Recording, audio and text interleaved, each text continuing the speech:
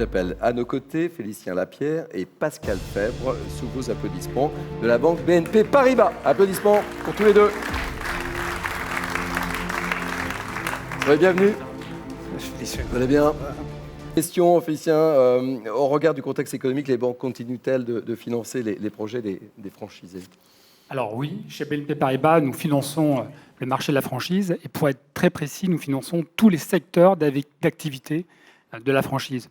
Alors Michel, vous l'avez dit, pourquoi? Parce que la franchise fait preuve de résilience par rapport à ces vents contraires et c'est vrai que la franchise a beaucoup d'atouts. Donc sa capacité d'adaptation, de transformation, sa capacité aussi à aider les franchisés pour lutter contre l'inflation avec les centrales d'achat. Donc pour ces bonnes raisons, effectivement, nous finançons ce marché.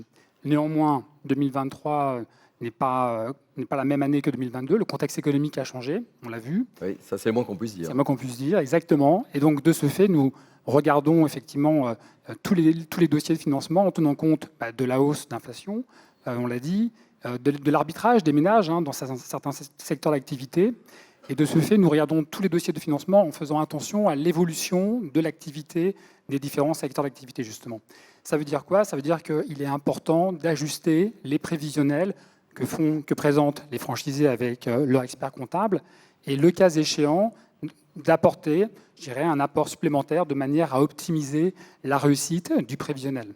Donc, au global, nous accompagnons les franchisés, nous cherchons des solutions tout en sécurisant les projets des chefs d'entreprise. Alors Pascal, justement, quelles sont les priorités de BNP Paribas sur le marché de la franchise? Alors, je vais essayer de répondre brièvement parce que les banquiers ont une triste réputation ce ne sont pas forcément des super clients pour ce genre d'exercice, on va dire. Ah, quel exercice, je veux dire? Des questions-réponses, avec des réponses rapides. Oui. Voilà. Oui.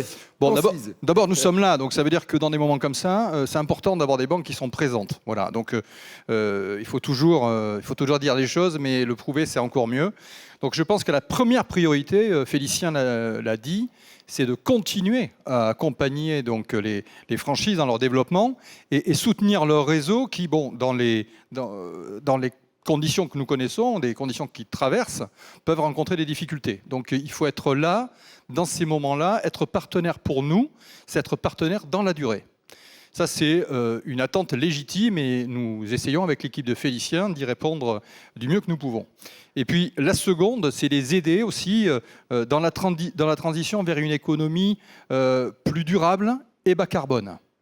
Alors, il s'agit d'une part de réaliser des économies d'énergie pour soutenir donc la rentabilité des modèles économiques, mais il s'agit aussi de valoriser la marque employeur, ce qui est très important en ce moment, puisque la marque employeur de l'enseigne, donc avec une politique RSE forte, assumée, fait gagner en attractivité, et je sais que le sujet de l'attractivité, client bien sûr, mais également collaborateur, c'est très important. Alors, c'est ainsi que nous proposons une offre. Donc, bien sûr, il y a une offre de crédit green avec des conditions tarifaires plus avantageuses, à condition de financer évidemment des actifs éligibles. Et dans quelques mois, nous proposerons donc à tous les franchisés un autodiagnostic qui permettra donc de sensibiliser, d'aider les dirigeants en leur apportant des solutions concrètes. Bon, croyez-moi, nous prenons ce rôle-là très à cœur. Bravo et félicitations.